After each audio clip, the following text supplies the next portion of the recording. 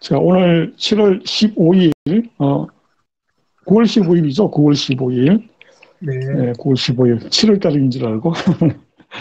자, 우리 최한근 목사님의 창세기 1장 1절 말씀, 왕의 죄기식이라고 하는 제목으로 오늘 우리 최한근 목사님의 말씀을 듣도록 하겠습니다. 네, 여러분 바로, 반갑습니다. 보름 만에 뵙게 되네요. 네. 그러면 이제 잠시 시작해도 될까요? 네, 네. 이 미첼이 석창원 목사님이신가요? 여기 미첼이라고 떠 있으신 분이? 네, 네, 맞습니다. 네, 그러세요? 예. 뜹니다. 마이클, 네, 송 목사님, 네. 미카엘, 마이클. 네, 그러시군요. 네.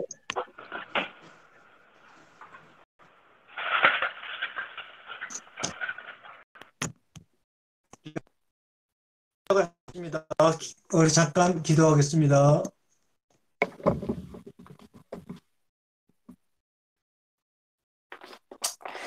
아버지 하나님 정말로 감사합니다. 오늘도 이 시간을 통해서 우리 모든 당신의 귀한 형제들과 목사님들이 당신과 소통하기 원하며 만나기를 원합니다. 아버지 찾아와 주시고 성령께서 감동시켜 주셔서 인간의 언어를 빌어서 표현되는 이 시간, 그 속에서 하나님의 그 소리, 마음의 언어로 우리 모든 영혼들이 감동받을 수 있는 귀한 시간 되도록 아버지 하나님 도와주옵소서. 예수님의 이름으로 기도합니다. 아멘. 오늘 우리가 보름을 쉬고 이제 7번째 창세기 1장 1절 강의 제목은 왕의 즉위식이다 이렇게 잡았습니다. 이 제목에 우리가 말씀을 들어가기 전에 참 이 성경을 읽을 때마다 이런 생각이 들어요. 모세를 통해서 광야에서 하나님께서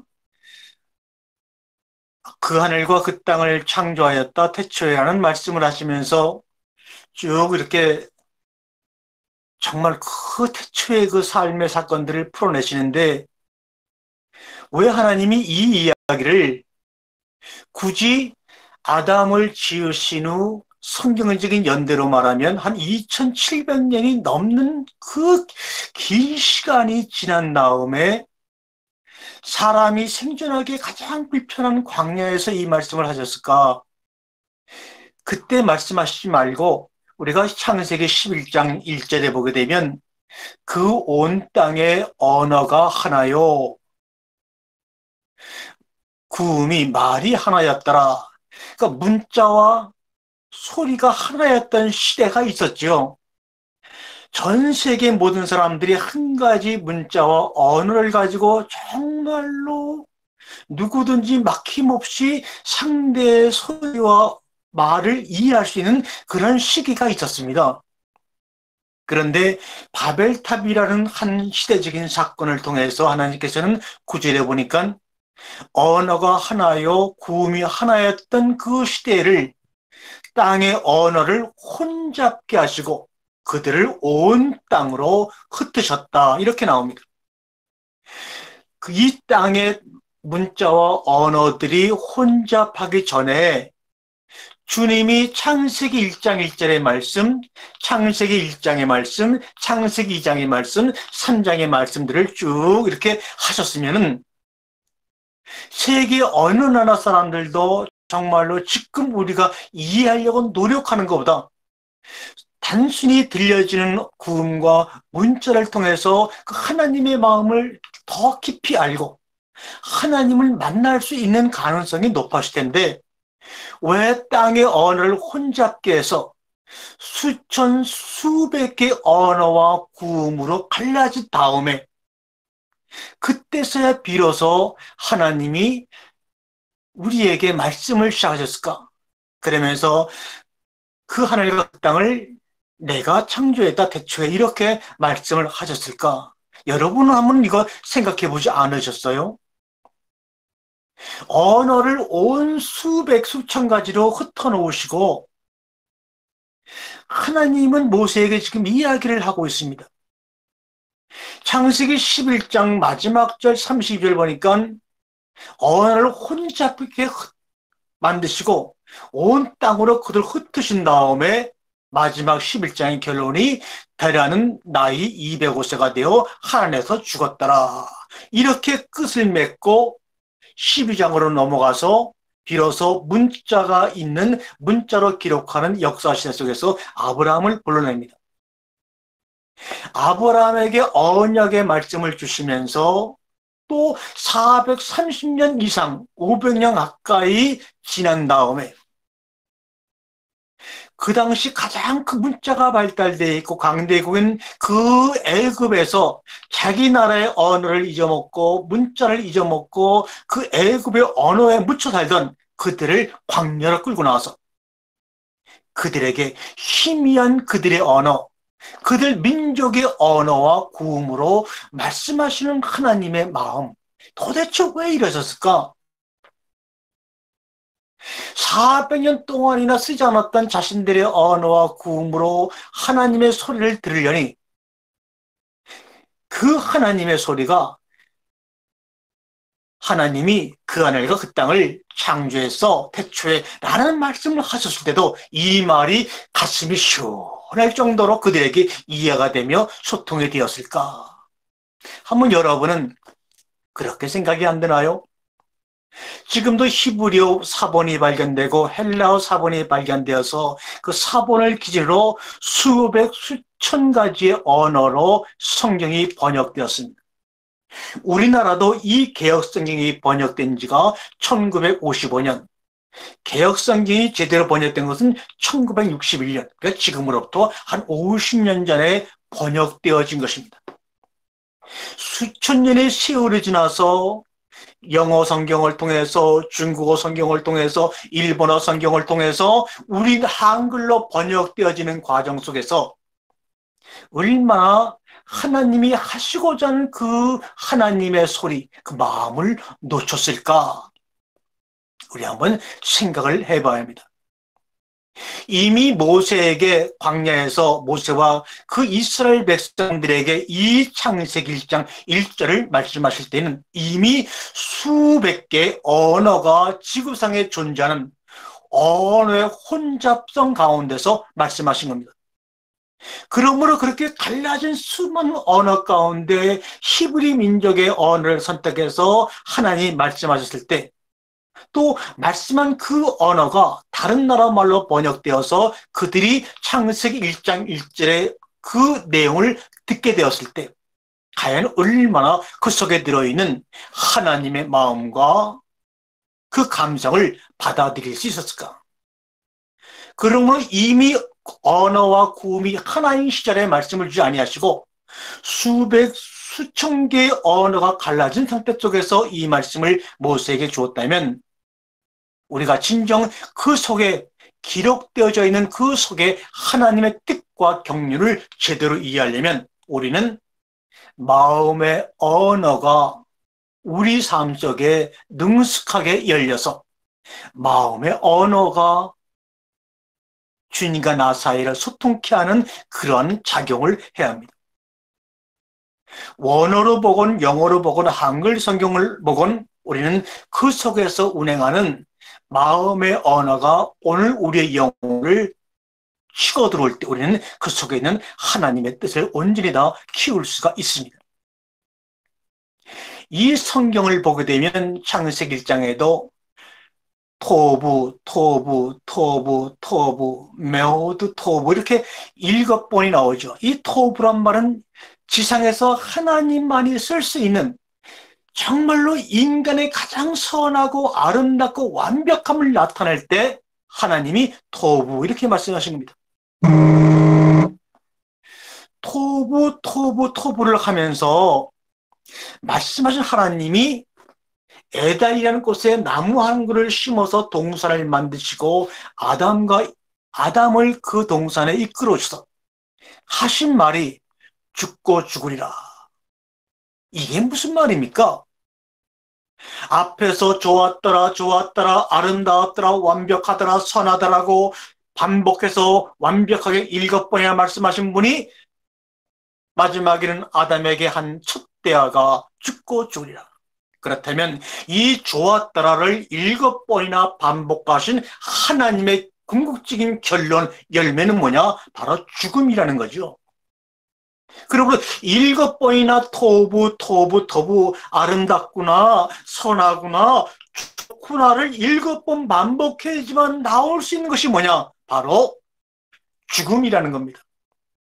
좋았더라를 7번 무한히 반복해서 인간에게 들려지는 가장 좋은 토부, 완벽한 토부, 아름다운 토부, 선한 토부는 바로 무트 타무트, 죽고 죽으리라 라고 주님은 결론을 내셨습니다.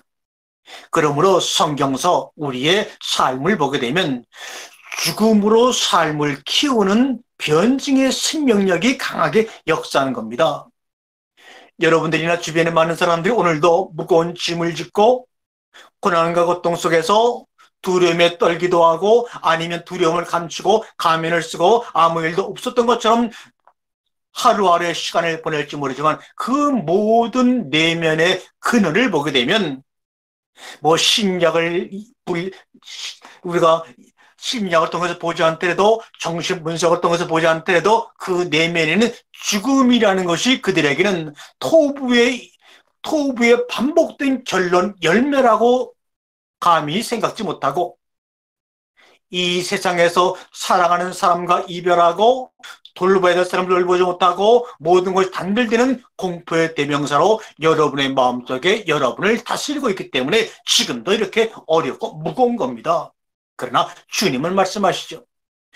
좋다, 아름답다, 선하다를 7번이나 무한히 반복해야지만 나올 수 있는 삶의 열매가 바로 죽음이라는 거야. 나는 죽음으로 너희들의 삶을 키우는 그 생명의 소리를 너희들에게 들려주고 싶구나. 그 생명의 소리가 바로 하나님이 그 하늘과 그 땅을 창조했네 태초에라고 우리에게 말씀하신 그 하나의 19절에 다 기록되어 있어요. 우리가 지금 이렇게 말씀을 나누며 교제하며 다양한 삶을 우리가 살아가는 것도 기쁘게 살아가는 거, 슬프게 살아가는 거, 병들게 살아가는 거, 가난하게 살아가는 거, 인간 인생이 피조물이 당할 수 있는 모든 경험을 누구도 빠짐없이 부한 자는 부한 자대로, 가난한 자는 가난한 자대로, 병든 자는 병든 자대로 다 그 경험에서 벗어날 수 있는 사람은 없습니다. 그런데 그 모든 경험들이 바로 이 세 가지의 기초 위에서 일어나는 거지, 이 세 가지가 없다면 그 모든 것, 경험과 우리 인간의 감정과 생로병사는 의미가 없는 겁니다. 생명을 생명으로, 피조물을 피조물답게 살아가도록 만드는 것이 바로 허공 가운데 운행하는 물이요, 바람이요, 빛입니다. 우리가 눈에 보이지 않는 이 허공 가운데 물과 바람과 빛, 이 세 가지가 어울려서 나를 나답게 만들고 오늘도 나의 삶의 생명력 가운데서 고민도 하고 두려움을 갖게 되고 미움도 갖게 되고 다양한 감정을 만드는 그 생명의 기본이 바로 허공 가운데서 운행하는 물과 바람과 빛입니다. 그런데 이 물과 바람과 빛이 공통점이 있는 것을 깨달았어요. 한번 보시겠습니까? 물과 물은 만나서 흔적 없이 섞인다. 차가운 데로 혹은 뜨거운 데로 섞인다. 바람과 바람도 소리 없이 만나서 흔적 없이 섞인다. 세찬 데로 혹은 부드러운 데로 섞인다. 빛과 빛도 소리 없이 만나서 흔적 없이 섞인다. 쏜살같이 혹은 느릿느릿 섞인다. 한 핏줄끼리는 그렇게 만나고 섞이는데 한 핏줄의 땅을 딛고서도 사람은 사람을 만날 수가 없구나. 사람과 사람은 흔적 없이 섞일 수가 없구나. 사람이면서 나는 사람을 만날 수가 없구나. 말씀이신 그분이 사람의 육신을 입고 몸을 입고 오셔서 탄식하시는 예수 그리스도의 탄식이 바로 이 글 안에서 드러나지 않습니까? 너희들의 생명을 주관하는 물도 바람도 빛도 흔적 없이 섞여서 하나가 되는데 한 핏줄의 땅을 재료로 만들어진 너희는 서로 만나지를 못하는구나. 교통하지를 못하는구나. 내가 말씀이신 영이신 그 말씀이 너희와 똑같은 육신을 입고 온 이유는 빛처럼 바람처럼 물처럼 너희들과 만나서 흔적 없이 섞임으로 말미암아 하나가 되고 싶은데, 그래서 이렇게 육신을 입고 왔건만 너희와는 하나 되지 못하고 있으니 어찌할꼬 그 예수님의 그 탄식의 생명의 소리를 우리는 들어야 합니다. 오늘도 창세기 1장 1절 보니까 하셴마임 하레츠, 그 하늘 그리고 그 땅, 그 하늘과 그 땅 사이에 마부라고 하는 접속사가 붙었죠. 그 하늘과 그 땅, 그 하늘과 그리고 그 땅. 우리는 그냥 한 문장으로 붙여 읽으니까 그 하늘과 그 땅 아무것도 아니지만, 여러분 한번 조용히 들어보세요. 그 하늘과 그리고 그 땅, 그 하늘과 그리고 그 땅 사이에 그 빈 공간이 얼마나 넓은지, 얼마나 깊은지, 얼마나 환한지 한번 상상해 보셨어요? 그래서 하늘, 땅이라고 표현하지 아니하고 그 하늘, 그 땅이라고 말씀한 거예요. 그 하늘과 그리고, 이 그리고라는 이 하나의 접속사가 그 하늘과 그 땅의 넓이와 공간을 우리에게 상상하도록, 연상하도록 만들어주는 절묘한 접속사입니다. 이 마부라는 것이 단어 앞에 붙으면 접속사 역할을 하지만, 이것을 하나 또 독립적으로 띄어내게 되면 히브리인들, 이스라엘 사람들의 관념 속에는 주인이라는 뜻입니다. 그러니까 그 하늘과 그리고 그 땅, 그 사이에 마부라는 것은 그 하늘과 그 땅을 연결시키는 그 역할을 하는 것인데, 이 그 하늘과 그 땅이 얼마나 간격이 벌어져 있는지, 얼마나 넓은지 깊은지 여러분 한번 생각해 보셨어요? 그것이 보여야 합니다. 여러분의 창세기 1장을 읽을 때 그 하늘과 그리고 그 땅이라고 우리가 읽고 발음을 할 때 성령께서 마음을 통해서 여러분에게 보여주시는 그 하늘 그리고 그 땅의 그 빈 공간이 여러분에게 눈에 보이고 선하게 들려와야 합니다. 바로 그 하늘 그리고 그 땅 그 사이 빈 공간, 빈 바탕 가운데 생명을 생명으로, 피조물을 피조물로 살아가게 만드는 물소리가 들려지는 것이요, 바람소리가 들려지는 것이요, 빛의 비침이 그 안에 비춰지는 겁니다. 그 하늘 그리고 그 땅 사이에 물이, 바람이, 빛이 하나가 되어 혼합되어서 르아우 운행하심으로 말미암아 어디를 향하여 지금 날아가고 있습니다. 그것을 보시기 바랍니다. 생명을 살리는 물과 바람과 빛이 서로 운행함으로 말미암아 창세기 1장 2절에 하나님의 신이 수면 위에 운행하신다 르아프라는 그 르아프는 단순히 영이라는 것이 아니라 바로 물과 바람과 빛이 혼합되어서 운행되어지는 말, 서로 물이 바람을 포옹하고 빛이 바람을 포옹하고 해서 생명을 잉태하기 위해서 어딘가를 향하여 흘러가고 날아가고 비치는 그런 모습이 그 하늘 그리고 그 땅 사이 빈 공간 속에서 역사가 이루어지는 겁니다. 우리 눈에는 문자로 보이지만 문자로 보이는 그 빈 공간 사이에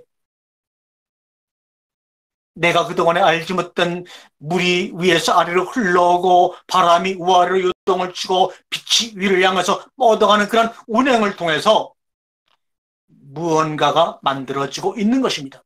그 무언가가 만들어지고 누군가를 만나고 싶어하는 그 생명의 원천이 바로 그 하늘 그리고 그 땅 사이에서 운행하고 있는 것인데 우리는 그것을 보고 느끼고 듣지를 못합니다.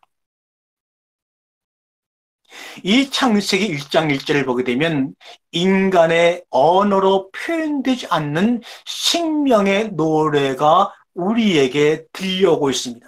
그것은 바로 마음의 언어죠. 그 하늘과 그 땅이 소리를 냅니다. 그 하늘 그리고 그 땅 사이에는 생명을 받쳐주고 생명을 생명답게 만들어주는 물에 흘러내리는 소리, 바람이 우아를 움직이는 소리, 빛이 위로 치고 올라가는 그 다양한 하음들이 조화를 이루어서 아름다운 소리를 내면서 이야기합니다. 당신의 왕의 즉위식을 내가 축하합니다. 당신이 왕으로 그 하늘과 그 땅 사이에 시게 됨을 내가 축하합니다. 라는 소리가 들려오고 있는 겁니다. 우리가 복음이라고 하는 것, 말씀이라고 하는 것이 무엇일까요? 문자로 쓰여진 그 성경을 해석하는 것입니까? 아니면 교리를 만들어내는 것입니까? 아니면 이것도 저거 아니면 정말로 그리스의 사상 속에서 말하는 그 이언론 쪽에서 영적인 문제로 풀어가는 것입니까?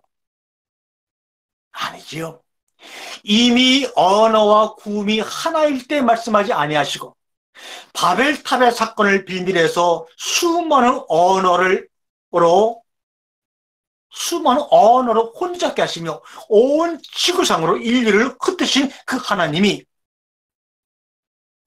그런 언어를 통해서 자신의 경륜을 우리에게 말씀하고 있다면 과연 그 속에서 말씀되어지는 그것이 우리가 말하는 복음이요, 그 해석이 우리가 말하는 참된 진리일까요? 언어로 쓰여지고 구음으로 표현되지고 혹은 다른 나라 언어를 우리나라 언어로 번역하는 과정에서 잊어버린 그것을 하나님의 종들은 찾아서 이야기해 주는 것이 바로 복음이요 말씀입니다. 언어로 쓰여지고 구음으로 표현되는 그런 모든 하나님의 소리는 하나님과 함께 거하는 신전을 만들어가는 자료요, 기둥이요, 책문이요, 지붕입니다.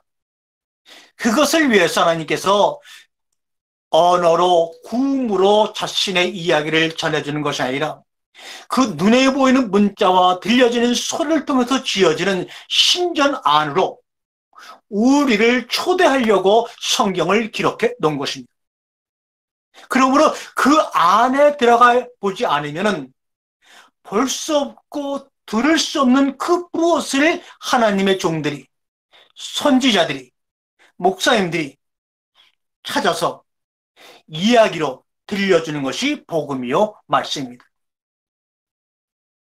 잊어버린 언어로 하는 과정에서 소리로 바라는 과정 속에서 잊어버린 그 하나님의 마음이 제대로 표현되지 않은 그 빈 바탕에 움직이는 물의 흐름, 바람의 소리, 빛의 비춤을 찾아서 이리 들어와 마당에서 서성거리지 말고 대문에서 서성거리지 말고 지붕에 올라가서 소리치지 말고 일로 들어와 여기 와서 내 얘기를 들어보려니까 잊어버린 것을 찾아서 이야기해주는 그 복음이 내 귀를 타고 내 몸으로 들어올 때 그때 어떤 환경과 역경과 병든과 부귀함과 상관없이 온 시대 사람들이 그 잊어버린 그 이야기를 듣는 그 감동의 그 우리 인간의 몸의 세포들이 춤을 추게 되는 겁니다. 칭찬은 고래도 춤을 춘다는 것은 상대도 안 되는 것입니다. 그런데 우리는 왜 어깨를 늘어뜨리고 있죠? 눈에 총기를 잊어버리고 있죠? 입술에 쉼을 우리는 놓쳐버리고 있죠? 그 잊어버린 그 이야기, 지붕에 내가 정말 노력을 해서 지붕을 만들고 창문을 만들고 정문을 만들고 현관문을 만들어도 알 수 없었던 그 속에 그 집 안에 들어가야지만 들을 수 있고 볼 수 있는 그것들을 찾아서 내 귀에 들려질 때 그것은 내 온 몸의 세포를 생명의 하나하나를 다 움직여서 들뜨게 만들어줍니다. 감격과 환상 속으로 빠뜨려지게 만들죠. 우리 인간의 몸은 하루에 3,300억 개의 세포가 바뀐다고 합니다. 그것을 초당 1초당으로 계산해 보니까 1초당 380만 개의 꼴로 우리 인간 몸 안의 세포가 매일매일 초당 바뀌고 있습니다. 여러분 그게 느껴집니까? 지금도 이 말씀을 듣는 순간 똑딱 똑딱 하는 동안에 여러분 몸속에 380만 개, 하나 둘 셋 넷 쉬게 되면은 몇 시간이 걸리는 380만 개 세포가 1초당 바뀌고 있는데, 여러분 그 바뀜의 그 떨림, 감격, 그 놀림이 지금 여러분 느껴집니까? 인간 몸의 세포 전체 질량의 0.2%가 날마다 바뀌는데 그것을 몸으로 못 느끼고 있다면 도대체 무엇을 가지고 삶의 한의와 기쁨과 기적을 우리가 감당할 수가 있겠습니까? 하루에 3,300억 개의 세포가 날마다 새롭게 새로운 것으로 죽고 태어나고 죽고 태어나고, 그래서 죽고 죽으리라. 3,300억 개의 세포가 날마다 죽음으로 새로운 생명을 우리에게 주면서 그 생명의 태어남, 생명의 환희, 생명의 창가 속에서 우리 이 땅에서 삶을 살기 원하시는 하나님의 그 간절한 마음을 우리는 뒤로하고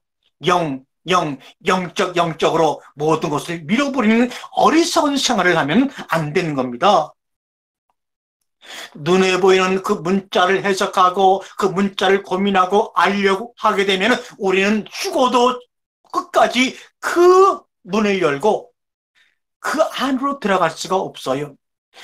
하나님이 그 하늘과 그 땅을 창조했다 태초에 라고 하는 그 언어로 번역되어지고 언어로 쓰여지고 구음으로 표현될 때 잊어버려진 그 무엇을 성령께서 오늘도 임재하셔서 마음의 언어를 통하여 여러분의 영혼을 칠 때, 비로소 그때서야 내 몸 안에 초당 380만 개 세포가 죽고 새로 태어난 생명의 환희를 경험할 수 있게 됩니다. 1초당 380만 개 세포가 그 잊어버린 이야기를 통해서 우리에게 충격을 줄 때 나는 날마다 그 충격의 소리를 듣고 어떤 삶의 환경도 나를 죽음의 공포로부터 가둬놓을 환경과 사람과 무엇도 없을 것입니다. 사람의 언어를 빌어서 하나님이 태초에 그 하늘과 땅을 창조했다고 기록을 하고 말씀을 하고 우리에게 지금도 한글로 영어로 들려주고 있지만, 그 일장의 이야기가 사람의 사건 이야기도 아니고 사람의 이야기가 아니기에 저 차원의 이야기이기에 문자에 구속당하면 안 됩니다. 문자에 붙들렸으면 안 됩니다. 그저 7단어를 해석하려고 하면 안 됩니다. 마음으로 바라보아야 합니다. 마음의 언어로 7단어를 보을 때 7단어를 통해서 우리에게 들려질 때 잊어버렸던 하나님의 마음이 시대를 초월해서 시간을 초월해서 공간을 초월해서 우리에게 들려올 것입니다. 순간적으로 건네오는 그 이야기를 들으려면 참고 오래 기다려야 합니다. 오랜 기다림과 설렘이 전제가 된 찰나, 이것이 바로 영혼이죠. 이 기쁨과 감격은 감히 말로 글로 저도 전해드릴 수가 없어요. 그래서 억지로라도 한번 전해보려고 하다 보니까 책을 100권 넘게 원고지를 5만 배 이상 썼지만 여러분 거기에 속지 마세요. 제가 5만 페이지 원고를 가지고 제가 아무리 좋은 글을 써도 그것은 뭡니까? 집을 짓는 재료에 불과하고 하나님과 내가 만나는 신전의 건물을 지은 것뿐이지, 그 신전에 들어가서 하나님과 내가 하나 된 쉼의 이야기, 몸의 이야기, 복음의 이야기는 아닌 것입니다. 속지 마세요. 더군다나 우리 인간의 말들은, 여러분의 언어는, 저의 언어는 너무나 많은 때가 묻어 있습니다. 너무나 많이 오염되어 있어요. 그래서 말이 오염되고 언어가 오염되다 보니까는 어린 아이들처럼 단순하게 말을 표현할 줄을 몰라요. 말을 너무너무나 복잡하게 표현하다 보니까 결국은 자기도 자기가 무슨 말을 하는지도 모르고 취해서 입 바깥으로 내뱉는 그러한 일들을 올해는 지금도 자행하고 있습니다. 그래서 여러분 보세요. 사람이 사람과 간에 소통을 하더라도 글로 언어로 전달되는 내용은 그 전체 내용의 30% 전후밖에 안 된다고 말하죠. 나머지 70%는 문자나 소리 내어 말하는 그 언어로 전달되는 것이 아니라 여러분이 너무나 잘 아듯이 바디랭귀지, 몸으로 표현되어진다고 말합니다. 그러므로 문자만 있고 소리만 있고 우리 몸이 없다면 어느 누구도 10개 중에 3개 이내로밖에 우리의 마음, 우리의 소리, 우리의 계획을 전할 수가 없습니다. 그래가지고는 생명이 존속할 수가 없습니다. 그런데도 불구하고 현대인들은 몸을 사용하지 않아요. 내용도 자기의 생각과 의지를 가지고 표현하는 것이 아니라 내용도 다 검색을 해서 이것이 자기 것이냐 표현하는 사람들이 너무나 많이 생겨요.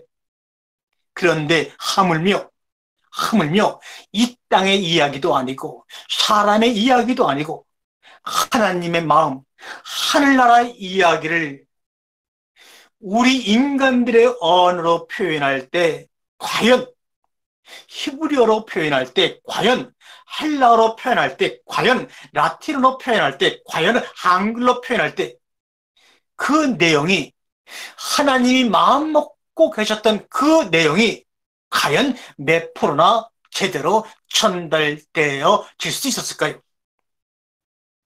인간의 이야기를 전달해도 30%도 전달이 못 된다고 하는데 저쪽 차원의 이야기를 인간의 언어와 문자를 빌어서 이야기한다면 과연 20%나 그 속에 있는 하나님의 마음이 전달될까요? 맞습니다.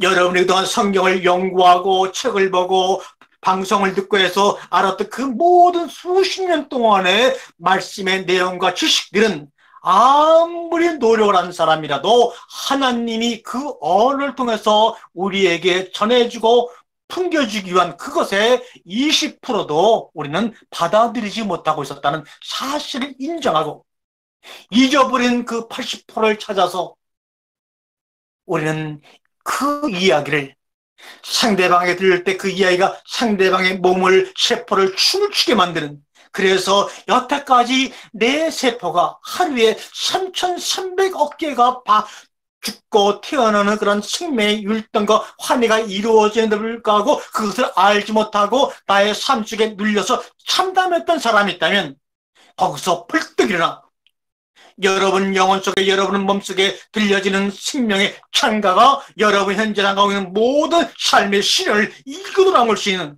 사망아 내 쏘는 것이 어딨냐는 바울의 고백이 우리의 고백이 되어질 줄 압니다. 복음이라고 하는 것은 뒤스라고 단순하게 사전에서 나오는 이야기가 우리의 전체인지 알고 우리는 이야기했습니다. 복음이란 뭔가?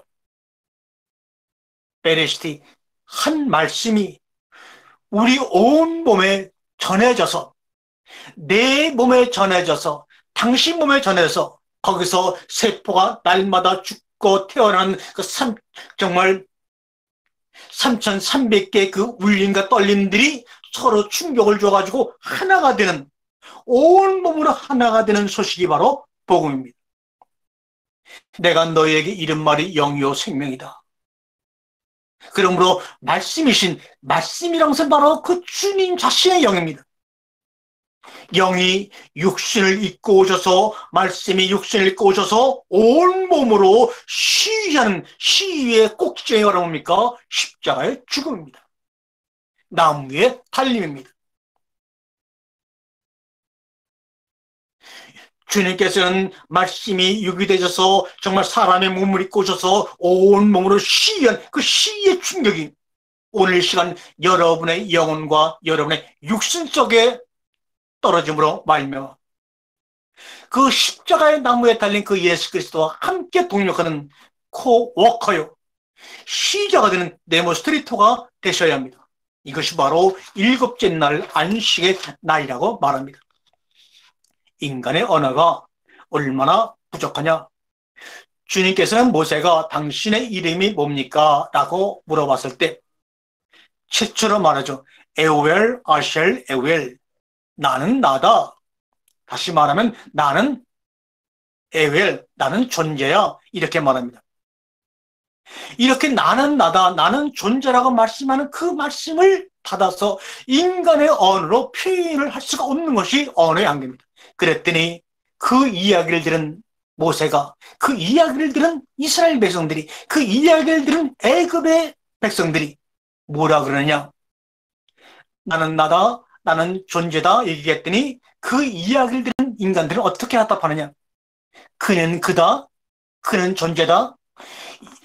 하나님이 자신을 1인칭으로 표현했지만 그 이야기를 들은 인간들은 그 이야기를 1인칭으로 표현하는 언어가 없고 소리가 없어서 나는 나다라고 하는 것을 그는 그다, 그는 존재다 3인칭으로 표현했죠. 그것이 바로 뭐냐? 여호와 야훼라는 뜻입니다. 여호와 야훼라는 말은 뭐냐면 나는 나다, 나는 존재한다고 하는 하나님 스스로 말씀하신 그 고백을 3인칭으로 그는 그다, 그는 존재다라고 3인칭으로 인간이 대받아쳐서 고백하는 것을 우리는 여호와 야훼라고 하는 것입니다. 1인칭으로 자신을 우리에게 소개한 그 하나님을 향하여 1인칭으로 그 나는 나라고 하는 그 하나님과 하나 되지 못하는 인간의 한계와 문자 속에서 나는 나다, 나는 존재다라고 하시는 그 음성을 듣고 맞습니다, 아버지, 나도 나요, 나도 존재입니다라고 이야기하지 못하고 감히 그는 그다, 그는 존재다. 다시 말하면 여호와요 야훼라고 응답할 수밖에 없는 이것이 바로 인간 언어의 한계요 모순입니다. 그래서 여러분, 인간의 언어라고 하는 것, 인간의 문자라고 하는 것은 때로는 하나님 아버지의 안방 문고리를 쥐고 흔드는 폭력일 때가 많습니다. 그렇지 않습니까?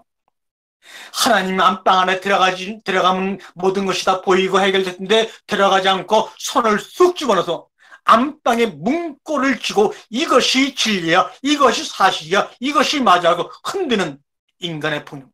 나는 나다라고 말씀하신 것은 뭡니까? 나는 나다라고 주님이 표현했을 때는 네가 내 안에 들어와서 너도 나는 나다라고 표현하고 고백하기 원하고 하나 되기 원하는데 그렇게 할 수 없는 인간의 한계와 언어의 한계로 인해서 여호와, 이 여호와라는 말은 바로 히브리어로 그는 그다, 그는 존재다 라는 뜻입니다. 그렇게밖에 말할 수 없는 그 한계성, 그것을 바로 하나님의 안방 문고리를 쥐고 흔드는 폭력적인 모습으로 우리에게 표현됩니다. 우리는 그렇게 하면 안 되죠. 결론을 내려가면서 왕의 지기식이라고 하는 것은 굉장히 엄직하고 웅장하고 큰 거지만 창세기 1장 1절에서 말씀하시는 왕의 지기식은 어린아이도 남녀노소 구분 없이 누구나 순간적으로 이해가 될 수 있는 내용입니다. 창조 셋째 날에 천하의 물을 한쪽으로 모으시고 드러난 암밭의 그 묻을 하나님이 땅이라고 이름을 지었습니다. 물이 한쪽으로 모아지고 드러난 그 묻을 하나님은 이게 땅이야. 근데 그 땅에서 뭐가 자랐습니까? 나무가 자랍니다. 그러면서 그 나무는 뭐냐? 씨 가진 나무, 씨 안에 열매 가진 나무라고 말씀하십니다. 그런데 창조 셋째 날에는 우리가 아는 궁창 밑에 태양이라든지 달이라든지 별도 지어지지 않았습니다. 태양도 없고 달도 없고 별도 없는 그 가운데서는 바람도 운행하지 못합니다. 그 셋째 날에는 태양도 달도 별도 주인공이 아닙니다. 오직 드러난 묻 위에 씨 가진 열매 있는 나무가 우뚝 서서 나무가 그 모든 것을 주관합니다.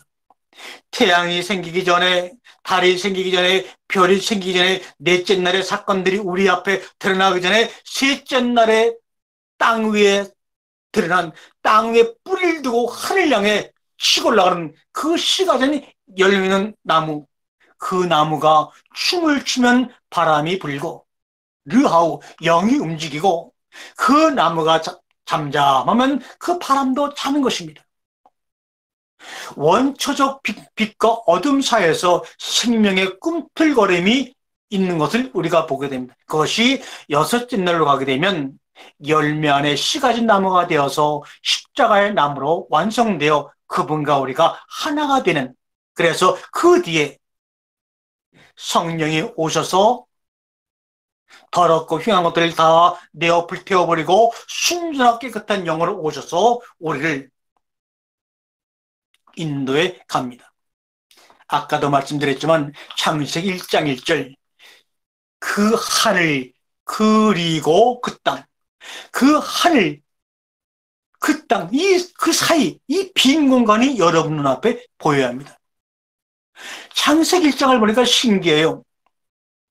하나님으로 대변되는 그 아버지가 계시고 그 창조주가 계시고 그 하늘이 보이고 그 땅이 분명히 있는데 하늘과 땅 사이에 빈 공간이 있어서 물이 흘러내리고 빛이 이를 향하여 치고 올라가고 바람이 위아래로 움직이는 르하프 운행의 역사가 이루어지고 있는데 그것은 뭡니까? 그 하늘 그리고 그 땅 사이의 빈 공간에 무엇인가 새로운 생명을 잉태하려고 움직이는 하나님의 르하프 운행하심이 그 속에 있는 겁니다. 우리나라의 태극기로 말하면은 그 가운데 붉고 파란 하나의 원이 있습니다. 그것이 바로 르하프의 움직임을 그렇게 상징적으로 만들어 놓은 것이죠. 그 하늘 그리고 그 땅이 있는데 뭔가 하나 빠져 있어요. 뭔가 안 보이죠? 뭘까요? 자, 보세요.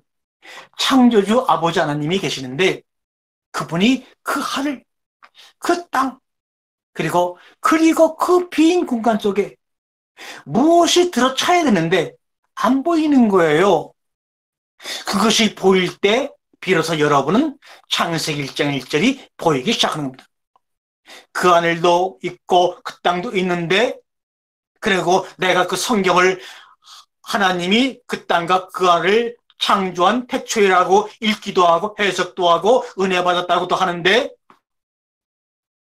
그 하늘과 그 땅 사이 그 빈 공간 속에 있어야 할 새로운 생명체가 여러분의 눈에 보이지 않는다면 그것은 아무 의미가 없어요. 여기서 뭔가 누가 안 보이죠? 네, 바로 내가 없습니다. 하나님이 그 하늘과 그 땅을 창조한 태초에라고 아무리 100번, 1000번, 10,000번 성경을 해석하고 읽고 하더라도 거기에 내가 보이질 않아요. 내가 쉴 자리가 없어요. 그러면 아무것도 없어요. 내가 보이지 않는 그 하늘, 내가 서 있지 않는 그 하늘, 그 창조는 나에게도 마찬가지고 아버지에게도 마찬가지고 아무 의미가 없는 허공을 치는 소리를밖에 안 들리는 거 아닙니까? 내가 없어요. 그래서 창세기 1장 1절은 그 하늘과 그 땅 사이에 빈 공간을 만들어 놓고 운행하시는 그 하나님의 생명의 운행 공간 속에서 내가 누군지 알고 바로 그 자리를 찾아 들어가는 것이 바로 창세기 1장 1절의 본연의 마음입니다. 그 하늘 그리고 그 땅, 이 하늘과 그 땅 사이에 빈 공간에 휘몰아치는 바람소리, 이 빈 공간에 흘러내리는 물소리, 이 빈 공간을 치고 올라가는 뜨거운 불길, 그것을 창세기 1장 2절에서는 혼돈하다, 공허하다, 흑암이 깊은 가운데 있다라고 표현을 시적으로 표현한 것입니다. 그 하늘 그리고 그 땅이라고 하는 그 공간 속에 빈 공간 속에 휘몰아치는 바람과 물과 빛의 소리를 창세기를 지은 시인은 그것이 바로 혼돈이요 공허요 흑암이라는 단어를 통해서 빌려서 인간의 문자로 표현한 것입니다. 1장 1절의 창조가 완벽하지 못해서 2절에서 땅이 혼돈해지고 공허해지고 흑암이 생기는 이중 아담론이나 재창조론이 만들어지는 것이 아니고, 이런 이중 아담론과 재창조론, 원죄론에 기반되어서 그것이 우리 마음속에 무의식 가운데 뿌리를 내리고 있기 때문에 모든 성경을, 요한계시록도 사실은 아주 100% 시에 글러 쓴 것인데 이것을 애언서로 둔갑시켜서 말합니다. 창세기 1장 1절 하나님이 그 하늘과 땅을 창조를 완료했다고 하는 것은 뭡니까? 첫째 날부터 일곱째 날까지 사건들이 온전히 그 안에 품어져 있는 겁니다. 그리고 그 이후에 요한계시록까지의 모든 기록들은 첫째 날, 둘째 날, 셋째 날, 넷째 날, 일곱째 날까지의 과정 중에 한 날을 구체적으로 인간의 역사와 사건과 공간을 통해서 우리에게 설명해주고 있는 내용들이지, 하나님이 실수하시고 인간들이 원죄를 힘으로 말미암아 범죄해서 실수해서 다시 예수가 오지 않으면 안 되는 하나님의 실수를 만회하려고 하는 그런 기록들이 아닌 거예요. 그 하늘 그리고 그 땅이라고 하는 그 빈 공간 속에 르아파하신 운행하시는 그 물소리, 빗소리, 바람소리, 그 물과 빛과 바람이 바로 그 하늘과 그리고 그 땅 사이의 빈 공간을 우리에게 표현하고 있는 겁니다. 그것을 인간의 언어로 시적으로 표현하다 보니까 바람과 물과 빛을 우리 인간이 느낄 수 있게끔 혼돈과 공허와 흑암의 깊은 가운데라는 인간의 언어 세계를 빌려가지고 일장이지를 표현한 것입니다. 바람소리, 빗소리, 물소리가 어울려서 운행하는 가운데서 그 속에서 혼돈과 공허와 흑암이 품어지는 과정입니다. 그런데 스메르 신화나 메소포타미아 신화나 그리스 로마 신화나 이집트 신화에서는 모든 신은 바로 창세기 1장 1절 카오스, 혼돈에서 모든 신이 탄생되었다고 얘기합니다. 카오스, 혼돈에서 엘과 아세라 신이 만들어지고, 엘과 아세라 신에서 바알 신이 만들어지고, 땅의 신인 가야와 우라노스가 만들었다고 말합니다. 그러나 성경은 그렇게 말하지 않아요. 혼돈 가운데서 세상의 모든 신들이 만들어진 것이 아니라 바로 그 혼돈, 공허, 흑암은 뭡니까? 그 하늘과 그리고 그 땅 사이에 생명을 잉태하시는 르아프 운행하심의 하나님의 그 생명력이 나를 그 자리로 끌고 가시는 겁니다. 너는 내 사랑하는 자, 내 기뻐하는 자라고는 하늘이 열리고 찢어지면서 세례받고 올라오신 예수님에게 들려진 그 음성을 듣고 천사의 인도를 받아 광야로 시험받으러 가는 것처럼 그 하늘, 그 궁창을 초월해서 찢어진 궁창을 향해서 내려 쏟는 그 하늘, 그리고 땅을 밟고 있는 그 인간,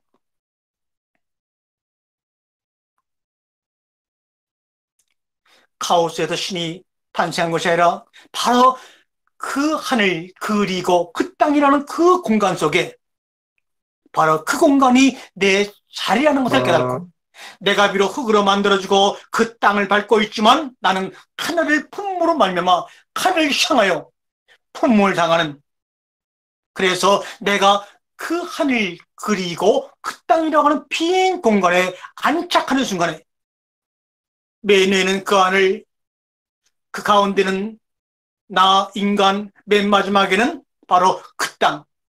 우리 태극기로 말하게 되면 태극기 왼쪽 맨 위에 있는 하늘권을 나타내는 그 세계가 만들어집니다. 내가 누구인 줄 알고 그 하늘과 그리고 그 땅 사이에 내가 안착을 할 때 여기가 나의 자리로구나, 여기가 나의 자리로구나. 그런데 내 자리로 돌아와 봤더니 무서운 바람이 무서운 물이, 무서운 빛이 혼돈과 공허와 흑암이 깊은 것처럼 나를 휘몰아치고 있는 겁니다. 다시 말하면 광야의 시험의 한가운데로 천사의 인들로 왔고 내가 그 자리로 들어간 것입니다. 그러나 두려워하지 마세요. 불안해하지 마세요. 내가 그 하늘과 그리고 그 땅 사이에 안착하는 순간 말씀이 육신이 되어 육신을 입고 오신 예수가 한 그루 나무가 되어 그 하늘과 나와 그 땅 사이를 깨뚫고 오셔서 하나로 고정시켜버립니다. 그것이 바로 왕입니다. 왕이라고 하는 것은 그 하늘과 그 사람과 그 땅을 육신 입고 오신 예수 그리스도 십자가의 나무가 깨뚫고 돌아서 하나로 연결시켜주는 것이 바로 왕입니다. 그래서 창조라는 것은 뭐냐? 깨뚫고 들어오셔서 하나로 묶어버리는 것을 바로 창조라고 합니다. 그 하늘과 그 땅을 창조했느니라고 말씀하실 그 말씀 속에서 들려지는 하나님의 소리와 감정과 그 사랑을 듣고 내가 쓸 자리는 바로 이 가운데로구나 하고 그 가운데로 나 자신이 누구인지 깨닫고 들어왔을 때 십자가 나무에 매달린 육신 오신 예수 그리스도의 죽음이 바로 그 사이를 깨뚫고 들어와서 세계의 선을 하나로 묶어버리니 그것이 바로 왕입니다. 이제는 그 하늘과 그 땅과 내가 갈라질 수 없고 나누어질 수 없는 상태가 바로 하나님의 나라요. 그것을 다스리는 왕이 되는 것입니다. 그것이 바로 첫째 날 빛이요 에아드입니다. 그 속에서는 당신도 없고 나도 없고 창호도 없고 한고리도 없고 그 하늘과 그 땅 사이에서 깨뚫고 들어오시는 그분과의 만남의 기쁨만이 존재합니다. 이때 그 하늘과 나와 그 땅이 하나로 묶이어 그리스도로 기름 부은 자로 우리는 살아가는 것입니다. 여러분이 그리스도입니다. 그것이 바로 왕의 지기식에 물려 퍼지는 생명의 한이요 청가요 노래입니다. 바로 이러한 얘기들의 실증 사건이 바로 출애굽을 할 때 애굽에서 열 가지 재앙을 할 때 마지막 재앙이 바로 뭡니까? 양을 잡아서 죽이는 장면입니다. 그걸 통해서 문설주의 피를 바르고 결국은 애굽에서 나오죠. 그런데 여러분, 이집트에서 가장 강하고 위대한 신은 바로 태양신 라입니다. 이 태양신의 모습은 왕조에 따라서 그 모습들이 바뀌는데 모세가 살던 그 당시의 왕조들이 표현하는 태양신은 머리는 양의 머리요 몸은 사람의 몸입니다. 그래서 그들이 마지막 재앙을 할 때 그 태양신을 상징하는 양을 가두고 죽여서 불에 태워서 냄새를 풍기면서 먹어버립니다. 이집트 사람들이 목숨을 걸고도 지키려고 하는 그 양을 그들이 그렇게 학대하고 무시했기 때문에 그들이 거기서 나가지 않으면 어차피 죽을 수밖에 없는 겁니다. 그래서 결국은 그들은 결단을 내려서 애굽을 떠날 수밖에 없는 것이죠. 그 태양신을 나의 상징인 양이 그들이 출애굽 마지막 10가지 재앙 과정을 통해서 양의 머리에 있는 두 뿔이 잘리고 꼬리가 잘리면 뭐가 됩니까? 왕이 되는 겁니다. 전 세계의 신들 중에 신인, 가장 위대한 신들 중에 신에서 광야길을 걸어가는 가장 허약한 양의 모습으로 오셔서 십자가의 나무에 달려 머리와 꼬리가 다 잘려버리고 죽은 줄 알았던 그 예수가, 실패한 인생인 줄 알았던 그 예수가, 낭만 가운데 절망한 예수인 줄 알았던 그분이 그 십자가상에서 두 뿔이 잘리고 꼬리가 잘림으로 말미암아 왕 중의 왕으로 그 하늘과 그 나와 그 땅 사이를 깨뚫고 오셔서 우리를 왕으로 삼으시는 왕의 지그식 강령이 바로 창세기 1장 1절에 숨겨진 광경입니다. 왕이란 뜻의 의미는 빛강자와 넓은 강자하고 연결됩니다. 무슨 말이냐? 왕이라고 하는 것은 빛이 크게 퍼진다는 말입니다.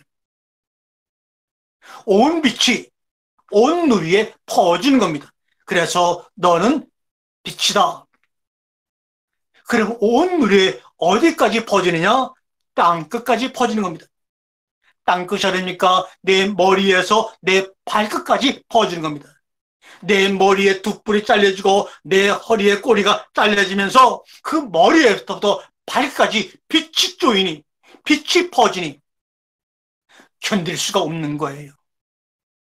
기쁠 수가 없고 절망할 수밖에 없는데도 그 머리를 간통해서 발까지 내려가는 그 빛의 퍼짐 때문에 깡총깡총 뛰면서 춤을 출 수밖에 없고 소리를 지르면서 노래할 수밖에 없고, 세상에 많은 사람들은 그 사람을 보고 바보라고 외치지만 그 바보가 바로 한 그루 십자가 나무 위 예수 그리스도와 결합되어서 그 하늘과 그 땅 사이를 살아가는 많은 민중들을 하나로 깨뜨려 하나 되게 만드는 왕의 왕, 제사장 같은 왕으로서의 삶을 살아가게 될 것입니다. 머리에는 물이 있어도 밑으로 흘러내리고 발 아래에는 물이 있어도 위로 올라감으로 말미암아 우리 육신의 몸들이 건강하게 살아가는 것처럼 우리나라 태극기에도 하늘 옆에 물이 있고 땅 옆에 불이 있습니다. 물은 땅에 있어야 되고 불은 하늘에 있어야 되는데 불구하고 자기의 위치를 바꿔서 생명을 살리는 그 모습이 바로 우리나라 태극기에 완벽하게 표현됐습니다. 이런 모든 모습들을 통해서 여러분은 왕으로서의 담대함과 자부심을 가지고 그 십자가의 나무가 그 하늘과 그 사이에 놓여있는 나와 내가 발을 딛고 있는 그 땅을 깨뚫고 들어와서 하나 되게 하니까 그 모습이 나의 삶 가운데 왕으로 표현되지는 것을 오늘 창세기는 우리에게 이야기를 하고 있습니다. 시간이 너무나 많이 지났기 때문에 여기서 우선 말씀을 끊고 여러분의 그 질문이나 아니면 다른 내용들이 있으면 한번 질의를 받도록 하겠습니다. 감사합니다. 할렐루야.